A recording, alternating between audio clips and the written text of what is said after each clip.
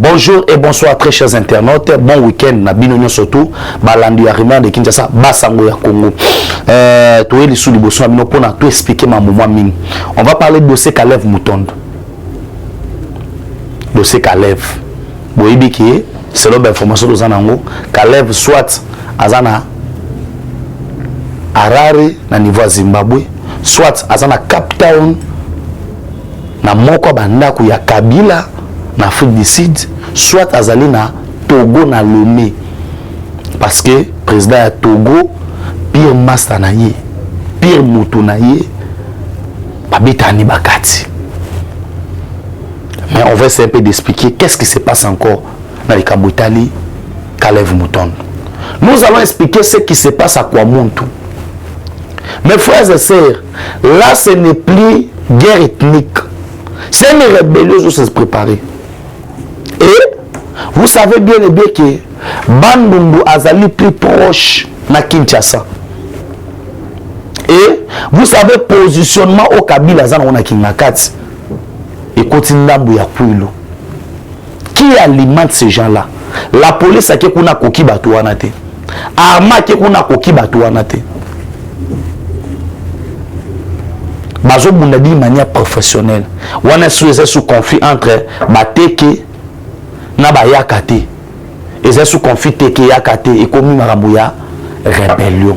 Faites très attention. Na likamwana. Na kolobe la peine dossier Oyo ya général Oyo. Basule Oyo bakangaki alingaka kimisa. Ba prisonnier na ndolo. Mais asambika na eloko moko. Alobi avant ya loba X to Y. Va permettre à Koutana Mokonza Mboka pour Aza Makambo Roloba. Pour Aza Makambo Roloba. Les relations tendues entre l'Union européenne et le régime de Félix Antoine Tshisekedi Tshilombo. Qu'est-ce qui se passe? Visite au président François Hollande na Congo. Position États-Unis, position Russie, position Chine. Faut-il déterminer oui ou non? Quelles sont les conséquences? Quels sont les avantages? Le président de la République annonçait ce samedi déjà Azadana Mabele Otobeni ya Kananga, chef-lieu ya Kasai central. Bisika Wapi a les trois grands projets. 1. Nzela ya Kalamba Muji. Oye komema bato vers port ya Lobito na Angola. Et comme ça, là, que Kasai Mobimba, on a un Kasai na ndenge ya kala, tout le qui oriental occidental, et ça au Kabila katebiso biteni. Tout ces espaces là à Kasai, et vous allez désenclaver à partir de là Kalamba Mouzi. Bazos azo kendelepe a inspecté nzela ya Mujima Ikananga, et puis Kananga Chikapa. Oh, ils ont mis ma bateau directement dans le coin Kinshasa, on va en parler. Et puis, troisième projet, oh, il y a Makambuya, Chite Katende.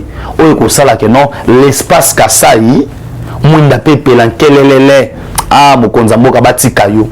Je vais parler de dossier infrastructure parce que chaque émission, pièce contre pièce, Botala, comment Mokonza Mboka Osa Moussala. Et là, on enseigne à la Binoka Moko. Aux vidéo, on partage les gangs. À place aux alliés, tu prends la vidéo, au partage au tali, au partage na batunon surtout parce que où ils a sangomalamu, il y a Fachi Béton et c'est les panzana mokili mobimba. Encore une fois, très chers internautes, n'a pas sebino moté. N'a bandé sur le plan international. Vous allez comprendre aujourd'hui que la diplomatie qui gagne. L'Ouganda décide qu'on fout à 65 millions et 63 millions par Aliboso. Vous savez que l'MLC qui était soutenu par l'Ouganda et puis l'RCD qui était soutenu par le Rwanda. Rwanda na Ouganda babunda na Kisangani ya eu des morts.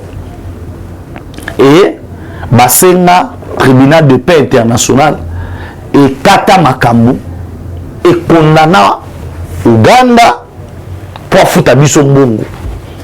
Et na mbongo wana bandimi kopesa biso par ya liboso. C'est pour vous dire quoi? Ces gens-là ont compris que na Congo régime est changé. Bandeko, ne vous en faites pas. Tous ces gens qui vous parlent à la longueur du journée, aussi là. Et aussi là. Le Congo qui est on a les lobbies, toi, faible, toi, na boui. Et aussi la boulot, nous, mon bandit, on ça part, na bango liboso. Pour na kolobake, il reconnaît. Certes, l'argent et qu'on remplace ma vie humaine, mais justice, il faut salement. Et cette justice-là, on peut se mettre raison. Aujourd'hui, d'une manière ou d'une autre, l'Ouganda, par conscience de tranquillité, ils ont dit payer cet argent. C'est une diplomatie qui gagne. En matière diplomatique, nous avons gagné Bango. Pour bandini makamwabe ça qui contre biso. Sauf le Rwanda. Oh, il y a l'ingata oluka mabuanate.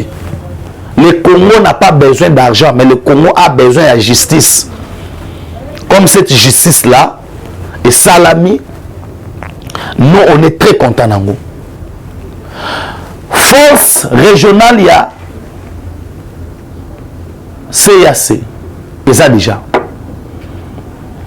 Pourquoi tu sais une force régionale? Guerre au Tozo Bunda, et Zali guerre, il y a monstre à plusieurs têtes.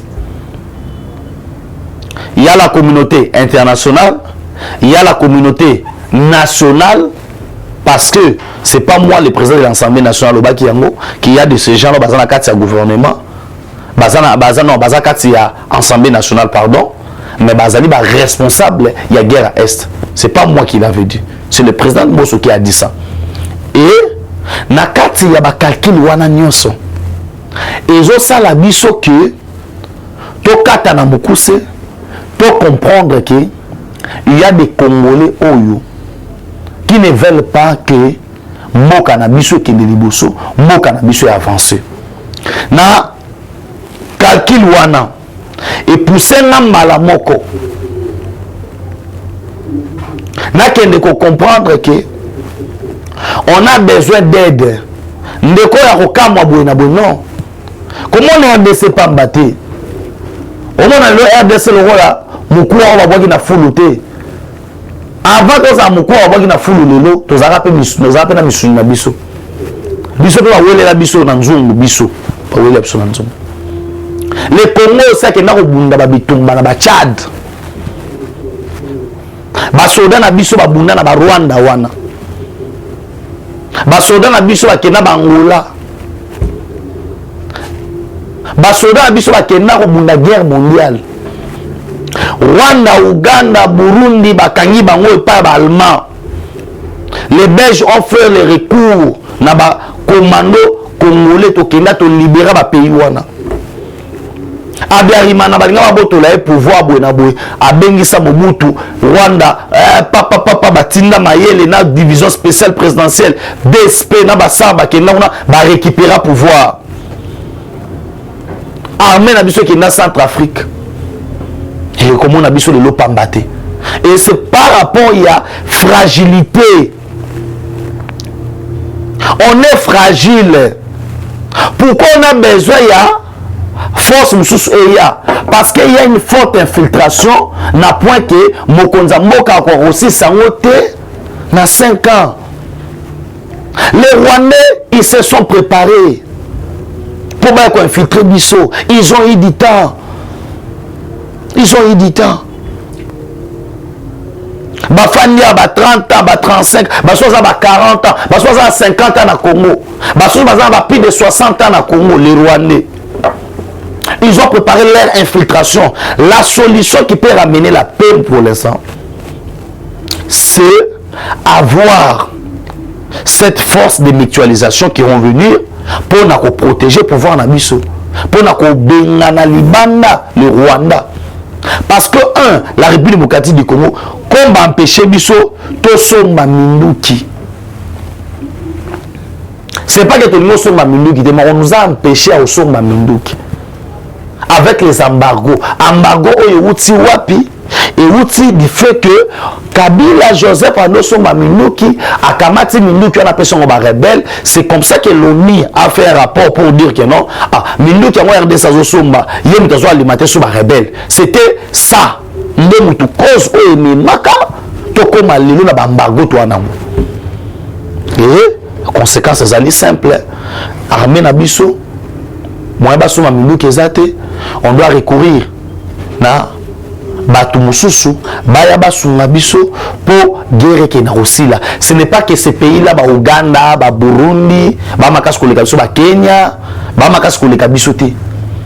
Mais le problème est que nous sommes dans un problème oyo il y a logistique.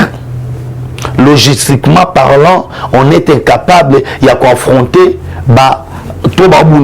parce qu'ils sont mieux équipés. C'est pas moi qui l'avais dit. Moutaloba qui yango Bintou Keïta, l'ONU a fait un rapport pour dire que non, le M23, il a des appareils sophistiqués. Il a même les lunettes infrarouges où ils permettre bango, ils peuvent combattre la nuit tout comme le jour. Là, c'est comme ça. Là, c'est pas à discuter. Comment on a le que ces gens-là nous combattent. Ces gens-là nous combattent pourquoi? Parce que Bissot. On a laissé le temps, mon frère. On a laissé Bizi Makara, on a laissé Rouberwa, on a laissé Onyamurabu, tous ces gens-là. On a laissé les gens venir ici sous prétexte yake bazaba réfugié na Minduki. Totiki batu ba kota na armée na biso, to ki na bona mixage, système ya mixage to ki na batu. Ces gens-là besoin na ba mixage. Mais ils viennent toujours avec des grades colonel, capitaine. Non, babandara na colonel, général, moi moké ba major. Tous ces gens-là qui sont entrés dans notre armée comme étant des infiltrés, ba côté toujours na ba grade ya ba officier supérieur. Major, colonel, général. Il y a un pays où il y a plus de 200 et quelques généraux. Plus de 200 et quelques généraux. Où il y a Congo. Tout ça, maintenant quelqu'un va se demander pourquoi il faut le pouvoir à l'Ongo. Non, ce n'est pas comme ça que ça se passe. Non, ces gens-là vont constituer les efforts. Et ces gens-là, dans chaque unité, bazaba petit na bango, bazana batu na bango. Oyo tilelo oyo nous cherchons nenenini mouké. L'infiltration est qui mal à mon côté. Le roi nous a infiltrés, ça a pris des années, 30 ans, 35 ans. On a laissé dans ces pays, chef d'état-major général Eza James Kabarebe, nous avons laissé les renseignements militaires Namboka Barwandé. On a laissé les commandants des opérations Namboka Barwandé. Il y avait un chef d'état-major général, mais Kabila Salaki a zone de défense. Première zone de défense, deuxième zone de défense. Et tous ces commandants de la zone de défense, ce n'étaient pas des Congolais, c'était des Rwandais. Au Rwandais, on recevoir Otobengi, ordre directement, et pas Yemoko, Hippolyte Kanambe Kazember. C'était ça. Ils avaient un système où Salaki. Et aujourd'hui, petit à petit, on est en train de faire l'effort. Et c'est un travail qui va nous prendre même 2 ans ou bien 3 ans. Comme le mandat du chef de l'État est assuré déjà en 2023 qui est organisé par l'élection, donc il est 2028, si on va 2023, 2024, on ne parlera plus d'infiltration parce que le travail qui est en train d'être fait, eza koluka koyeba nani azanani nani akota armenengeni ou asala boningi ya bazo tuna bazo bengisa ba généraux no surtout na Kinshasa pour na luka koyeba que nani azanani akota armenengeni.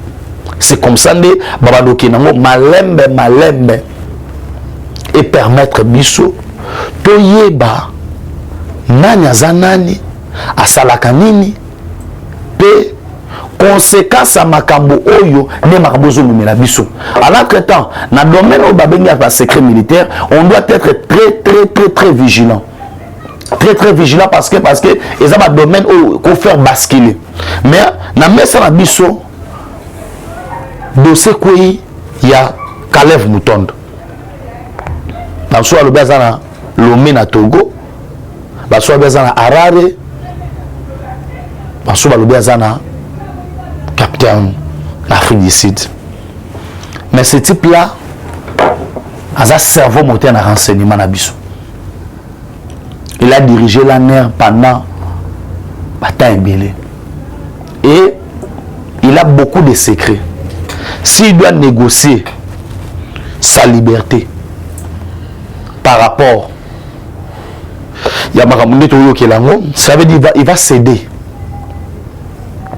Mutumoko. Au soki Kabila a 50 secrets. Kabila soit 50 secrets. Kalev a 40. Ils ont travaillé avec lui. Kalev connaît bien John Numbi. Kalev connaît bien le sillage, le secret d'État.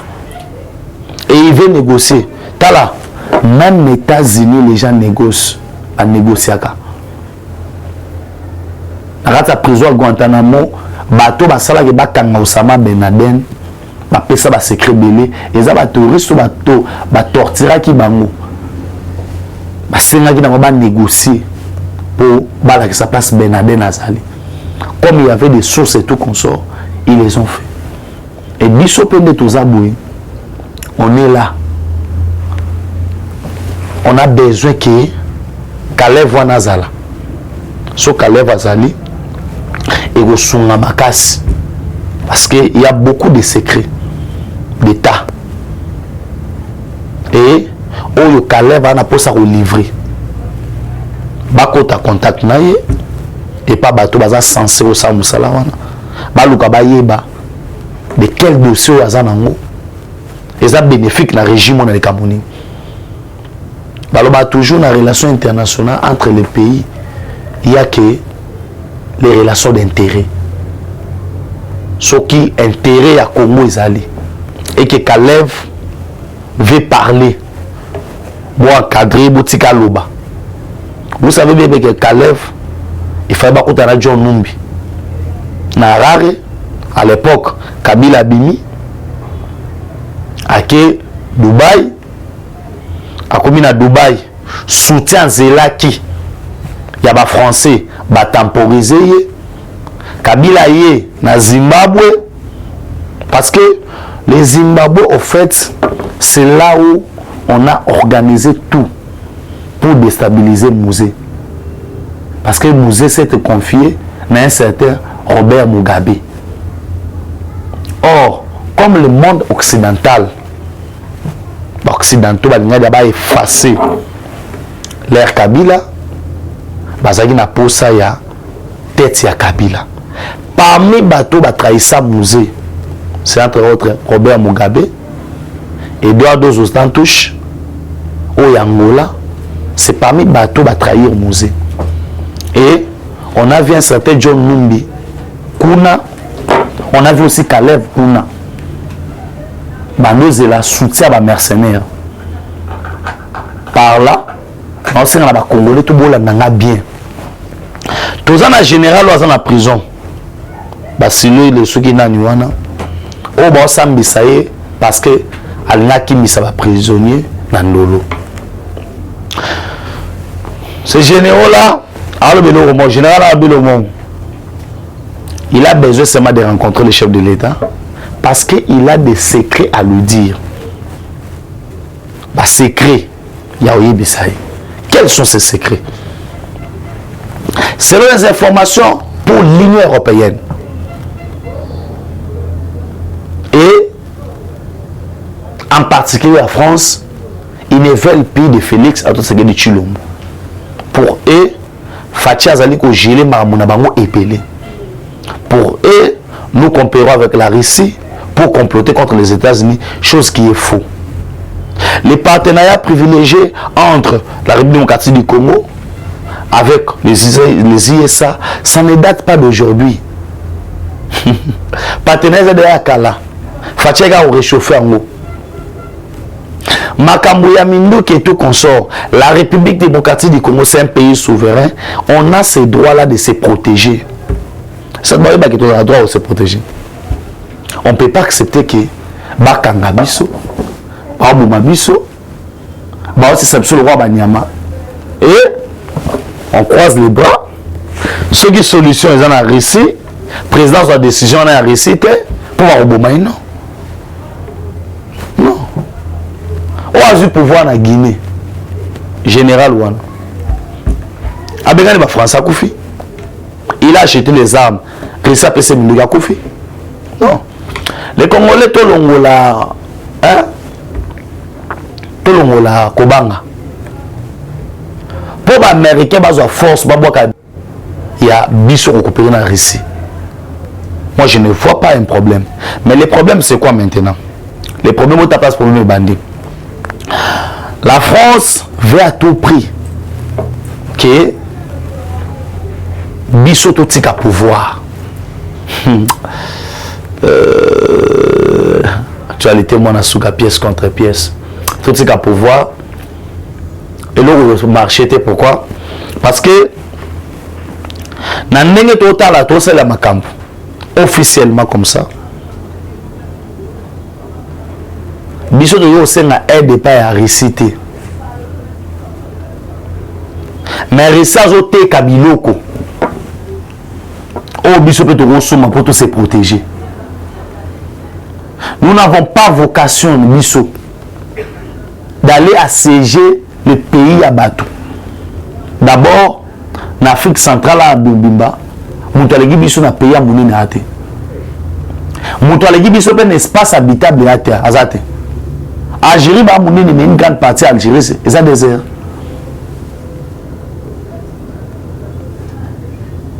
C'est un désert. Et pourquoi? Parce que na positionnement au bisoto avec ce que nous avons, nous sommes un pays solution. Et Fachi est entré dans l'histoire et le monde. Comment il peut entretenir de bonnes relations avec la première puissance mondiale qui est les États-Unis et la deuxième puissance mondiale qui est la Russie. Les deux pays nous sommes Fachaza va soutien à Bango. Mais chacun dans un domaine précis parce que il a Congo ezali munene. Congo ezali nzoko. Tout le monde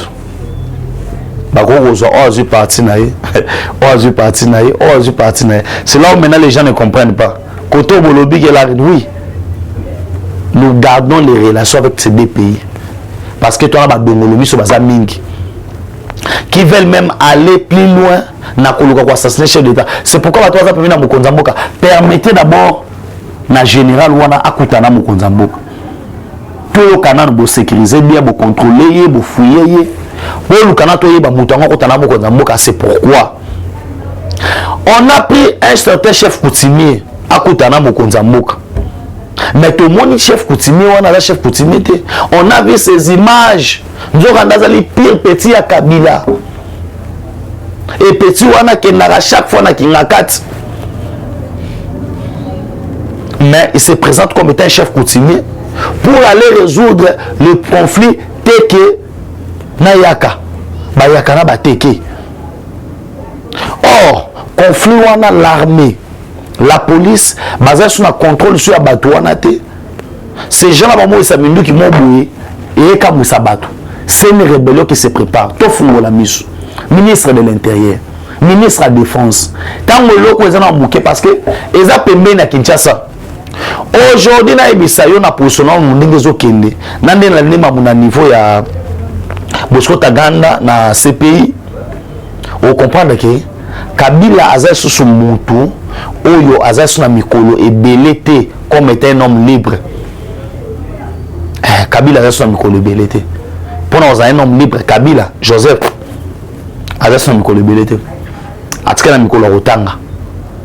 Même si les gens vont chercher à cacher ça, mais moi je vous dis clairement que Kabila atika na mikolo rotanga parce qu'il va être arrêté. Non pas parce que Alobi qui non, Batounou va se présenter en 2023, mais il doit être arrêté. Pourquoi? Parce que Kabila Azali parmi Batou Oyo ba bomi mboka Oyo batiwe mboka Oyo baramene mboka Oyo na se bakomisi Congo pays Oyo, il y a l'échec. Comme ici Congo, un pays ridicule. Comme ici Congo, lanterne rouge. Et comme ce sont des affaires purement sécuritaires, mais retenez que ce gars-là sera arrêté. Ce gars-là sera arrêté. Et vous allez arrêter, juger. Nabama ben soit salé le Congo. Mabali Bosso Zanini, en acceptant l'infiltration, c'est une haute trahison. Tu ne peux pas être président de Mboka Oyo. Or, tout ça, c'est la communauté internationale. Botan la pacte d'impérialistes, on a empêché l'Afrique de se développer. L'ONU est là pour alimenter la guerre. L'ONU n'a rien à perdre. À taper sur Bokendi. Place surtout ONU Azali, après ça n'est Kimiate. Surtout qu'il parle d'impérialisme, pourquoi va créer ONU? C'est pour distraire, c'est pour voler, piller les Congolais. Et narumoki na souke émission mkona lelo. Na lobela voler infrastructure o mokonza mboka nakananga nzela ya Kalambamuzi oyo ekomema développement na Grand Kasai. Nzela wane ko sala yake 4 provinces to 5 o Lomami Ozui Sankuru Ozui Kasai oriental, Kasai central, Kasai et za la désenclavé biloko banda okota wana nécessité tolelaka nzela wana banda kala. Il a fallu 62 ans après l'indépendance pour tout le monde, un Congolais ou à l'obi que Moussa Banda. Excellence Félix Antoine Sekedi Chilombo. Nzela ya Mujima ikananga. Nzela ya Kananga Chikapa.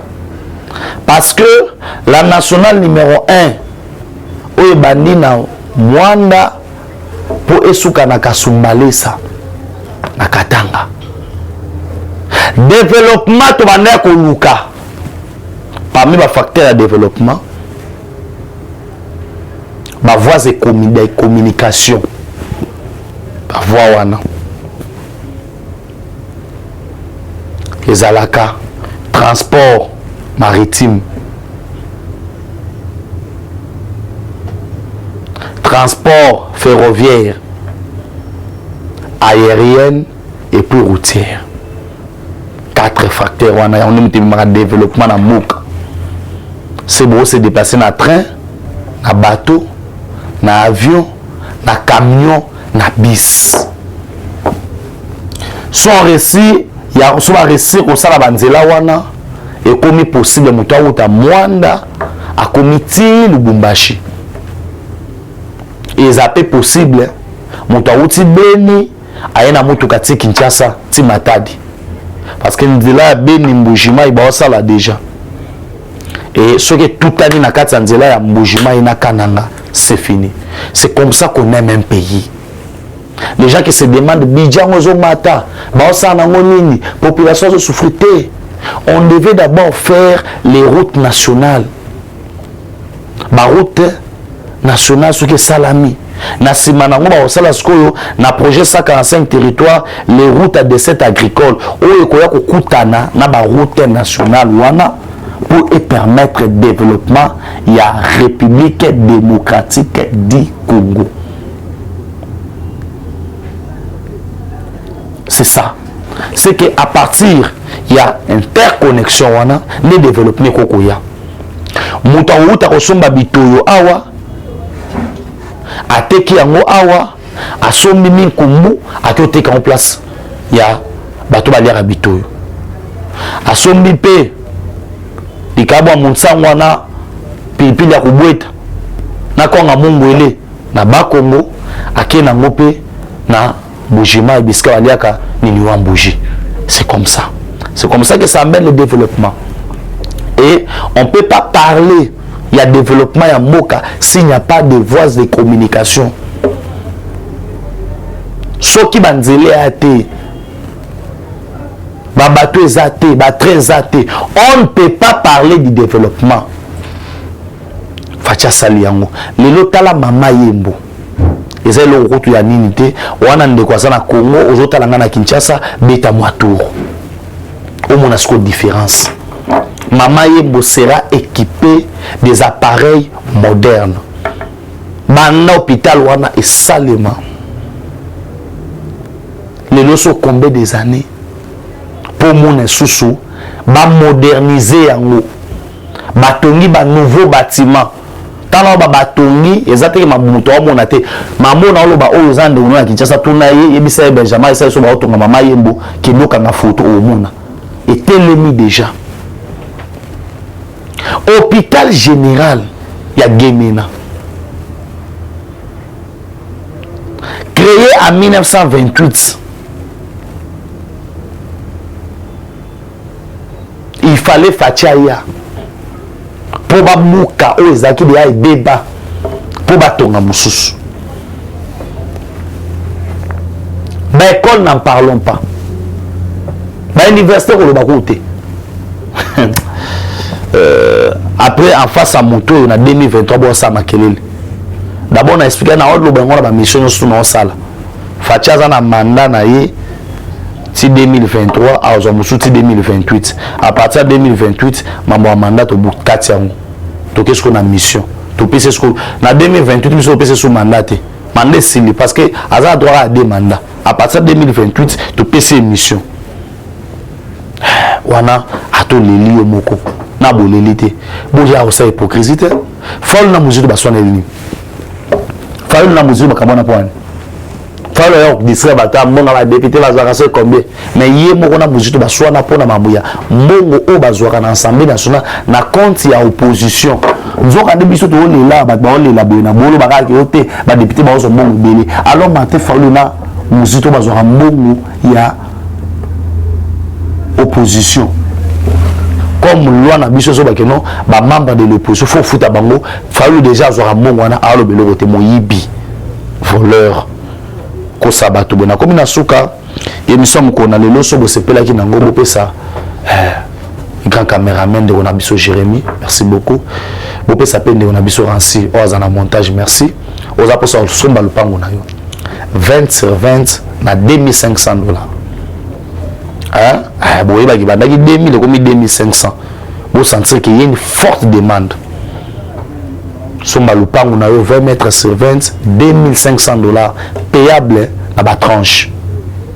Au contacter numéro nangai le PIS 243 9 70 40 89 57 PIS 243 9 70 40 89 57 lupango na $2500 wapi na komina maluku na nzela munene na kati te pemena na makadam pe na bo $2500 eza ba réalité wapi na poso sala bilanga c'est des neta bomuni naza actif na média penate parce que naza trop na mambo bilanga on va poso son hectare na yo à partir de $1000 1 hectare oza pe na posa ya kosalisa musala oza besoin ba tracteur ba renseignement non surtout na mambo agriculture bengaka numéro oyo plus de 143 9 70 40 89 57 soit to komelinga na Facebook Benjamin Mwanasuka na TikTok Benjamin Mwanasuka na Instagram Benjamin Mwanasuka et puis na ensemble na page na ngai Facebook Benjamin Mwanasuka et ceux qui connaissent son zongité to kuta mko alobi pona ngana bino na bisibino ciao. Eshima, votre magazine qui bat au rythme de l'actualité. Une réponse à vos besoins en information, un éclairage dans divers domaines. Impartial, documenté, instructif. Eshima au cœur de l'info. Dans la nouvelle édition, Eshima Magazine présente dans ses colonnes les réalisations d'un ministre du numérique, pionnier de son portefeuille. À la une, Eberon Kolongele engagé à matérialiser la vision du président Tshisekedi dans le secteur du numérique. Dans le souci de faire du numérique congolais un levier d'intégration, de bonne gouvernance, de croissance économique et de progrès social, une vision du chef de l'État, Félix Tshisekedi consignée dans le plan national du numérique à l'horizon 2025. Le ministre du numérique, Eberon Kolongele, a mis mis les bouchées doubles pour sa première année passée à la tête de ce portefeuille. Un bilan dressé en 9 points, parmi lesquels la mise en place d'un cadre juridique du secteur dénommé Code du numérique. Dans une interview exclusive accordée à Eshima Magazine, l'ancien directeur de cabinet intérimaire du président de la République revient sur la mission principale dévolue à son ministère et comment il est arrivé à l'élaboration de la feuille de route du programme de transformation numérique de la RDC. Autre titre à découvrir, mobilisation de recettes, DGI, Barnabé Mouakadi, 2 ans de pic inédit. Le 16 juin 2022, le directeur général des impôts Barnabé Mouakadi Mwamba a totalisé 2 ans à la tête de la DGI. Sous sa direction, la mobilisation de recettes a atteint des pics jamais réalisés pendant les 24 derniers mois. Une courbe ascendante quasi permanente malgré le contexte difficile lié notamment à la pandémie de Covid-19.